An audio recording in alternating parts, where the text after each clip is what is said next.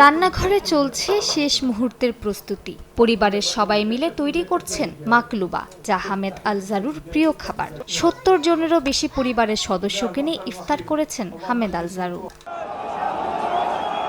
দীর্ঘ ২৪ বছর ইসরায়েলের কারাগারে বন্দী ছিলেন ৬৫ বছর বয়সী আল জারু। মুক্ত হয়ে পরিবারের সঙ্গে প্রথম ইফতার তার।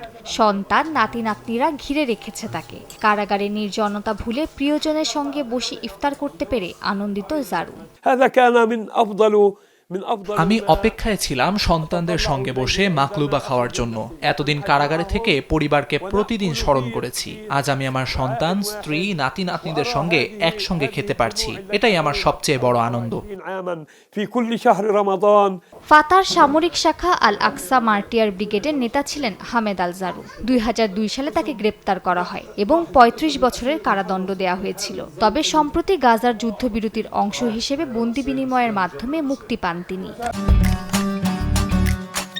আমি আর ম্যাগি, স্বাদ ও ভালোবাসার দারুণ জুটি ফ্রম নেসলে।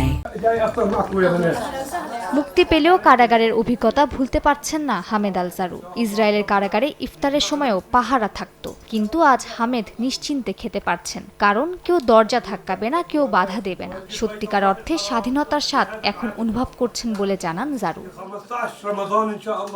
মালিহা সুরাওয়ার্দী, সময় সংবাদ।